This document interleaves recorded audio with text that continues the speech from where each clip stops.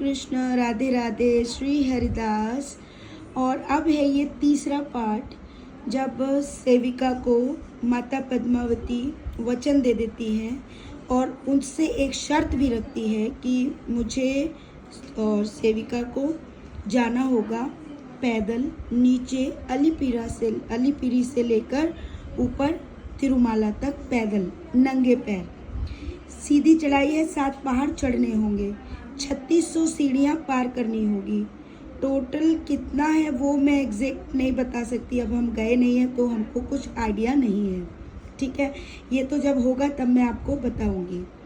इसके बाद सेविका जो है, ये लीला उसके 2 दिन बाद की है जो मैं अब बता रही हूँ, तीसरा पार्ट। इसमें सेविका बहुत खुश है और वो ये बात मुझे बताना चाहती है कि उसे माता ने एक वरदान दिया है कि अगर वो ये शर्त पूरी कर देगी माँ की, तो माँ ने उसको वचन दे दिया है कि वो सेविका की बात मान जाएगी। और सेविका ने क्या मांगा है, ठीक है। और साथ में वो ये बताती है, लेकिन दिव्या अब मैं तो बोल के आ गई, तो मैं कहती हूँ तू परेशान मत हो, मैं तुझे समझा दूंगी कि तुझे कैसे करना है, ये कि हम कैसे लेके जाएंगे, ठीक है, जो माँ ने बोला है। तो वो बोली ठीक है। अब सेविका मुझे जो समझ रही है तो बोली अच्छा अगर, तो मैं कहती हूँ अच्छा तुझे अगर ये सब चीज़ मिल गई तो तू क्या करेगी। बोले क्या करूँगी, क्या देख यहाँ कोई है तो नहीं।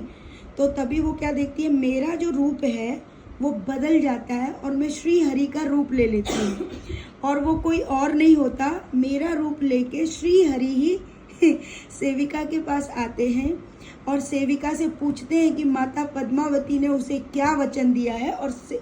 और ये बात श्री हरि को पता चल जाती है कि सेविका के पास कुछ आने वाला है। और ये बात सुन के सेविका कहती आप कैसे आ गए। मुझे सब पता चल गया, माता पद्मावती तुम्हें कुछ देने वाली है। अब ये बता मेरा हिस्सा कितना होगा। सेविका बोलती देखो ठाकुर जी, ये गलत बात है कि आपने जो है हमारी बात सुनी और आप छल से आ गए। बोले और क्या, तू तो सुनती नहीं ना, तो क्या करता, मुझे तो करना पड़ता। अब बता मेरा हिस्सा कितना होगा। तो सेविका कहती है सिर्फ 5, मतलब 5वां हिस्सा मान लो, मैं 5वां हिस्सा आपको दे दूंगी अगर माता ने मुझे कुछ दिया तो। बोले ठीक है, सच बोल रही है ना। बोले हाँ, चल फिर ठीक है, फिर तो ये चीज़ पूरी हो जाएगी। अब उसके लिए तुझे क्या करना है पता है ना, याद है ना कैसे करना है। तो सेविका बोलती है हाँ मुझे याद है, हमको पैदल आना है। बोले नंगे पैर आना है, सारी सीढ़ियाँ चढ़नी है, चढ़ के मेरे दरवाजे तक आना है, दरवाजे के पास जो हुंडी है उस हुंडी में तुमको वो डालना है। तो बोले ठीक है हम ये कर लेंगे। बोला जिस दिन तुम ये कार्य कर लोगे तुम्हारा कार्य कंप्लीट हो जाएगा। तभी सेविका बोलती है लेकिन लाला मैं एक बात बोलना चाहती हूँ, तेरी माँ ना चाहती थी कि तू उसके साथ जाए, लेकिन मैंने उसको मना किया, ये मेरा अपराध होगा। लेकिन तो तभी लाला कहता है कि हाँ मैं भी आना चाहता हूँ, लेकिन मैं जल्द ही आऊँगा। तो सेविका बोली क्या आप भी पैसों से आओगे। तो प्रभु बोलते नहीं, मैं कोई पैसों से नहीं आऊँगा।